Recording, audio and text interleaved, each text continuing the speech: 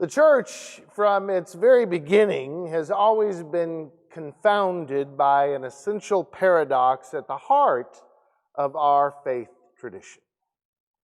And that paradox is the question of Jesus' humanity, claims about Jesus as being human, and claims about Jesus' divinity.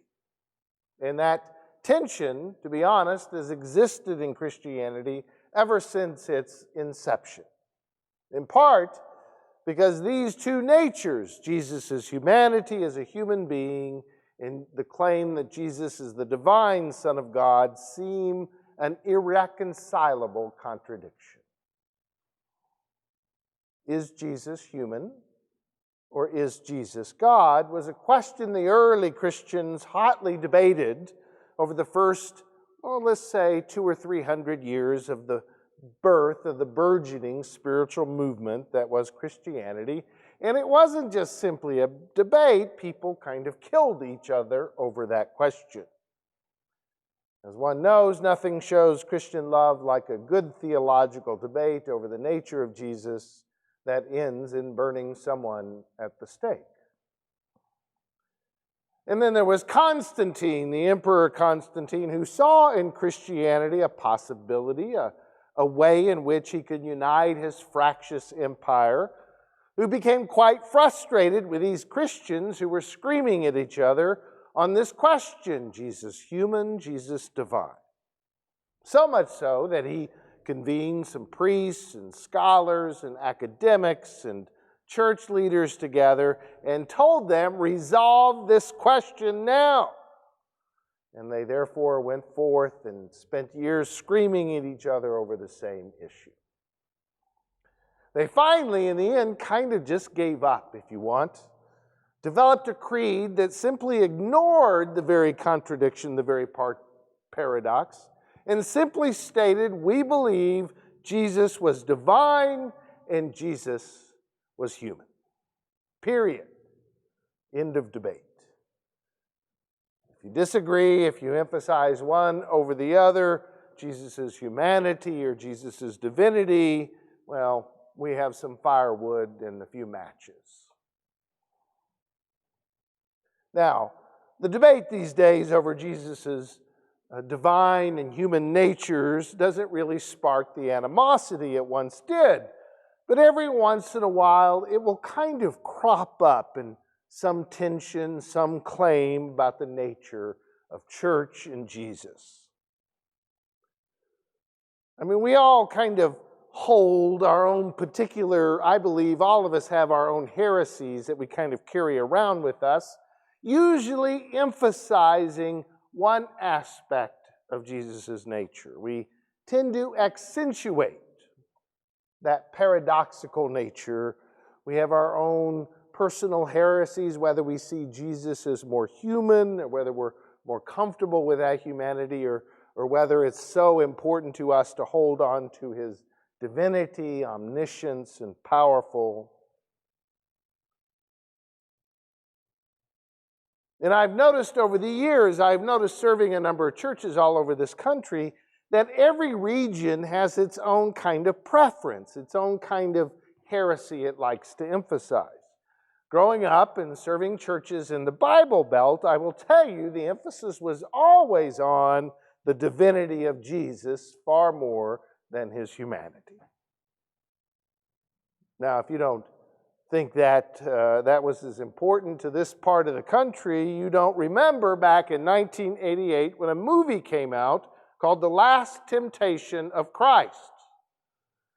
And this movie evoked such a response of protest at movie theaters, because it actually, in a fictional, an admittedly fictional account, presented this image that Jesus married Mary Magdalene and had a normal life. And that freaked people out so much in the Bible Belt that you had to have security officers sit in the movie theater for fear someone was going to slash the screen.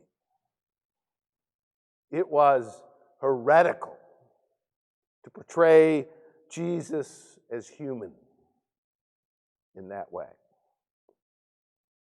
And then I've had the experience serving churches, maybe more northern churches from a more progressive culture, if you will, a more secular culture, that were far more comfortable with the idea of Jesus' humanity than they were with the claims of Jesus' divinity. Hey, Jesus was a good guy, a good teacher, good rules to live your life by, but quit focusing on those miracles, those magical healings and stuff like that.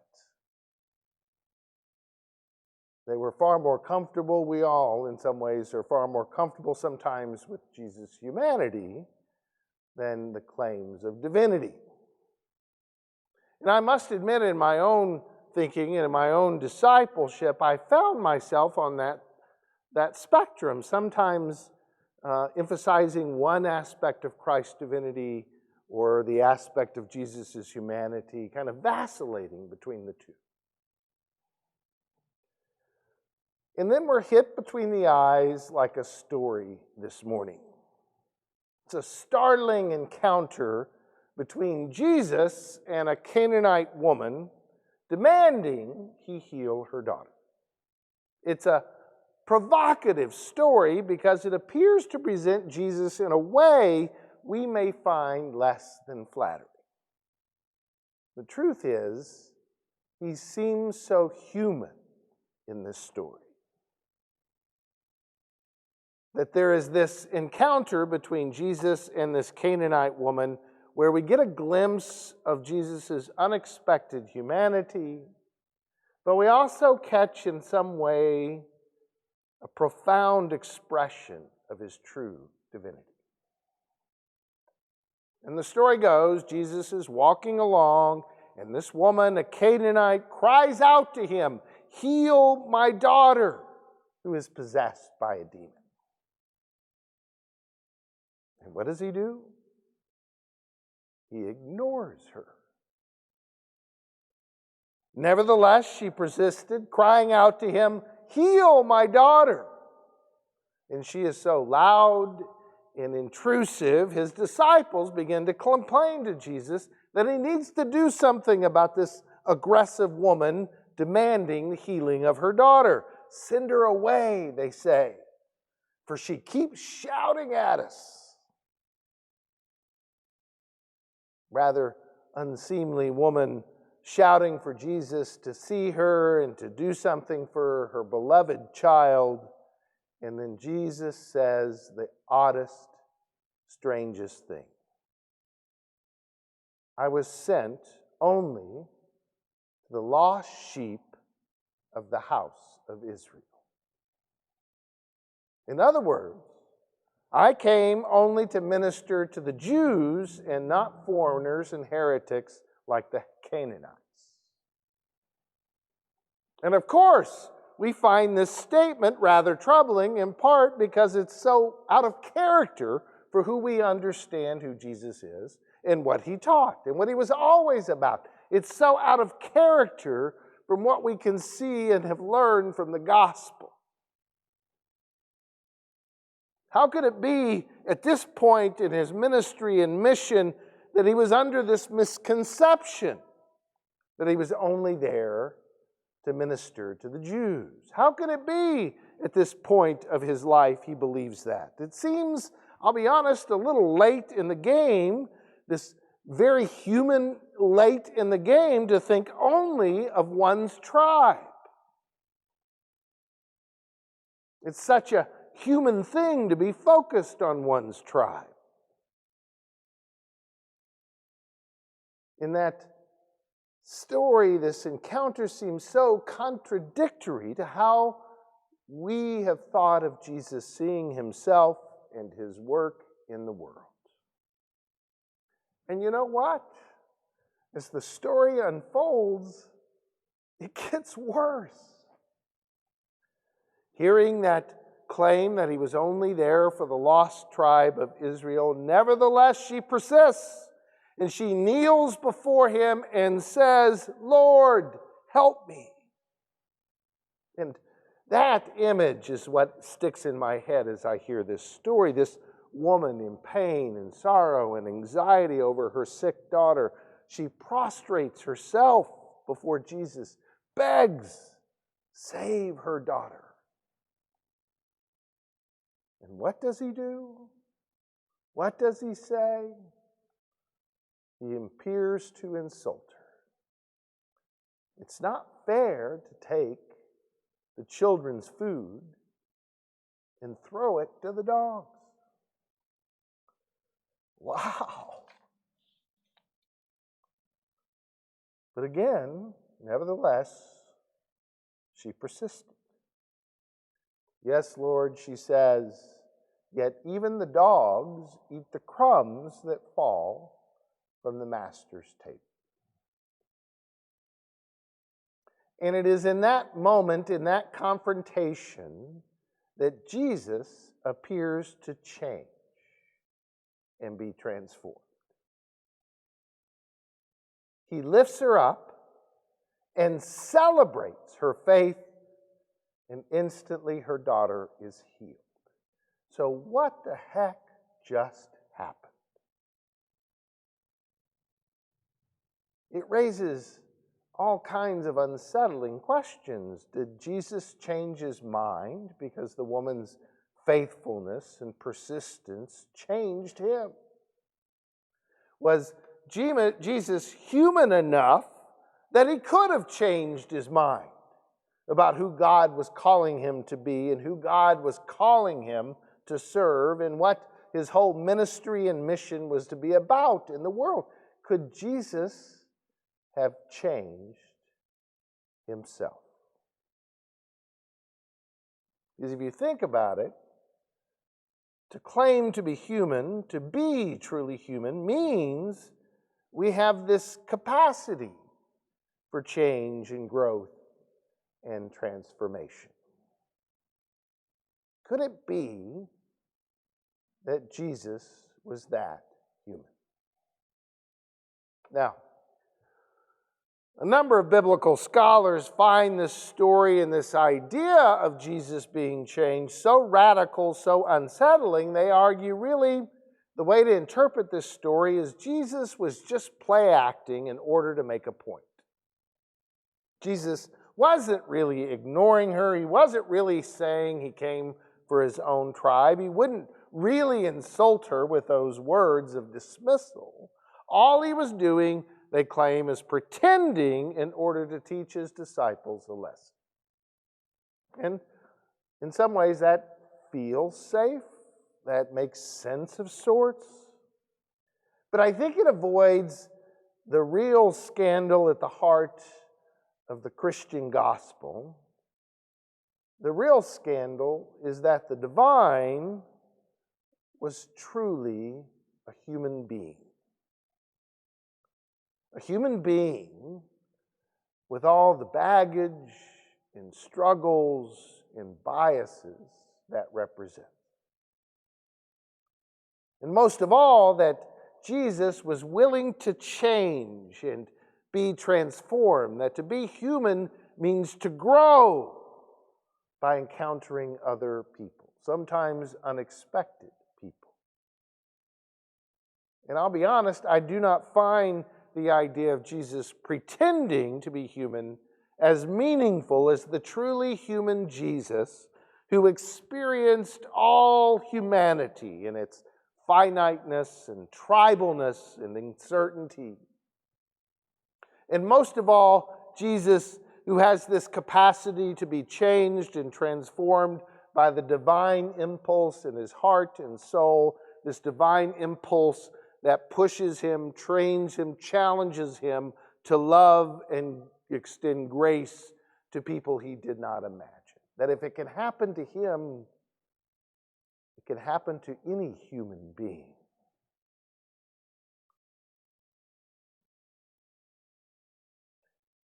And I find that idea, that claim, to be good news today.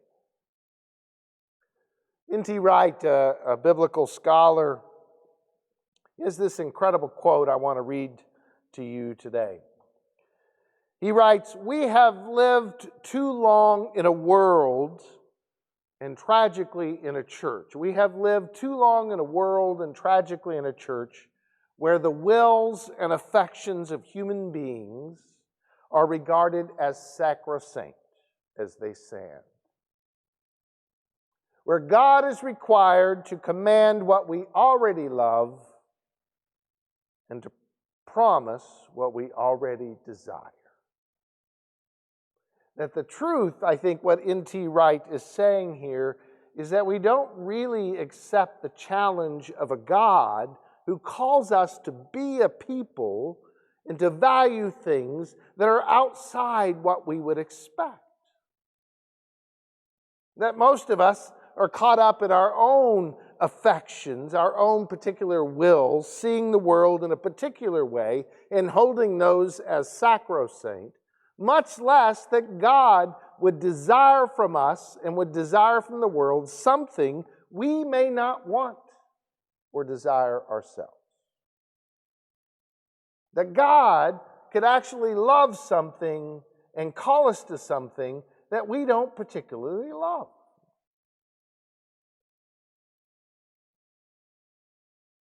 And the power of Jesus' humanity and the power of Jesus' divinity is this call, this transformation of our humanity into something much bigger, much more challenging, much more powerful than even Jesus at first imagined.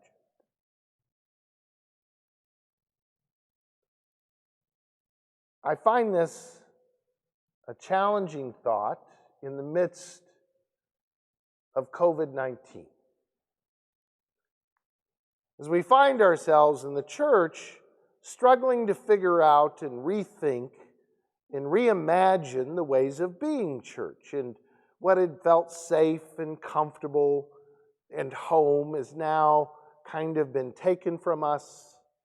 And this possibility we're being called to ministry and mission we never really expected to be called to. And I had a colleague recently share that in her perspective, she says, one of the challenges for us in the church is that for the first time, it's actually kind of hard to be the church. That it isn't simply showing up on Sunday morning or dropping the kids off at Sunday school or fellowship in the fellowship hall, that really evangelism isn't simply sitting in our pews and saying hi to a visitor, but actually something has happened to reveal and to lay bare the challenges of what it means to be a disciple of Jesus in today's world. What we had normally accepted has now been changed, and we're called to be changed.